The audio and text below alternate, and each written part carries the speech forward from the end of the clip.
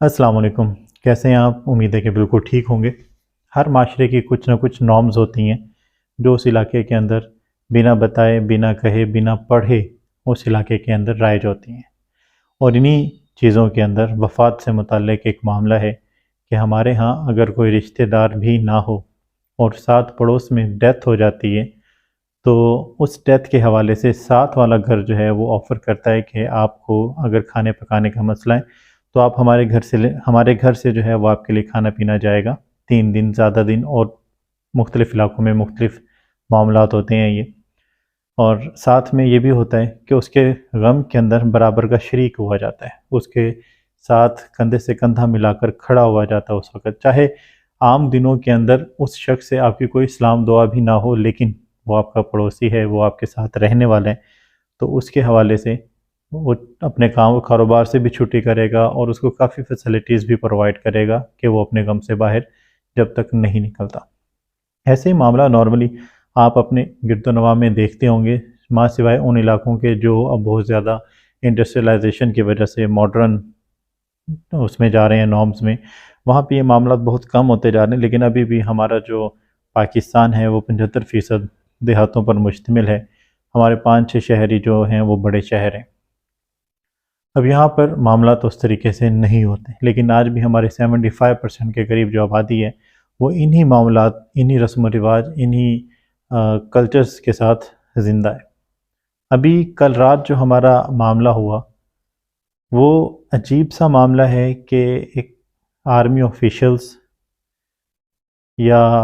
Officials کی بجائے جن لوگوں نے بھی مارا، چاہے وہ پولیس سے تھے، چاہے وہ رینجر سے تھے، چاہے وہ آرمی سے تھے، جس بھی مسلح افراد سے ان کا تعلق تھا، انہوں نے لوگوں پر فائرنگ کر کے لوگوں کو مارا، سفاکیت کا اظہار کیا۔ چلیں، یہ تو ان کی ٹریننگ کا حصہ ہے کہ ان کو جب سے وہ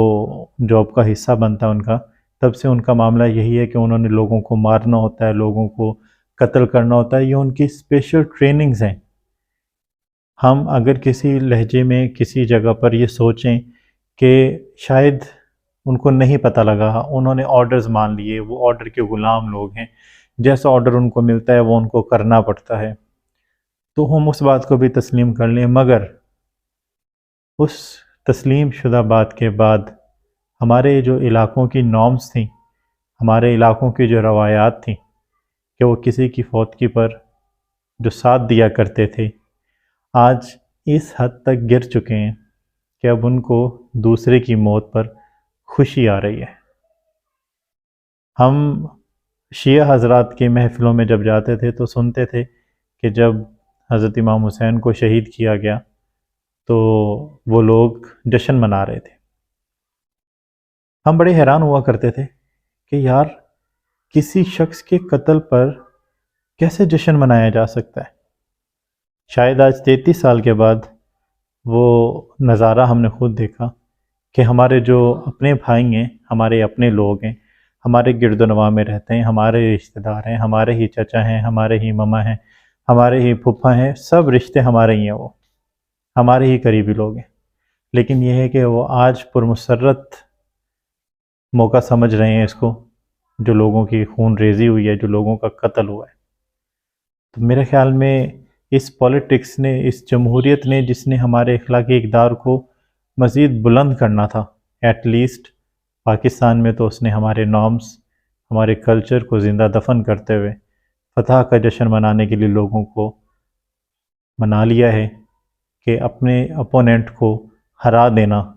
چاہے وہ جیسے ہی بھی ہرا دینا ہو، ضروری ہوتا ہے، اچھا ہوتا ہے اور لیگل ہوتا ہے۔ اب اس کے دورس نتائج کیا ہوں گے یہ نہ میں جانتا ہوں نہ آپ جانتے ہیں، مگر ہم اس بات کو، ہماری جنریشن اچھے طریقے سے جانتی ہے کہ جب فاٹا پر حملے ہوئے تو وہاں کے جب ماں باپ مرے، بہن بھائی مرے، لوگوں کے گھر اجڑے، تو انہوں نے پاکستان کو سانس نہیں لینے دیا سکھ کا، وہ نکلے تھے باہر اور انہوں نے بدلہ پورا کیا۔ تو آج جن کے باپ بھائی مارے گئے ہیں، کیا ان کے رشتہ دار، کیا ان کے بہن بھائی، کیا ان کے بچے آپ سے پیار کریں گے،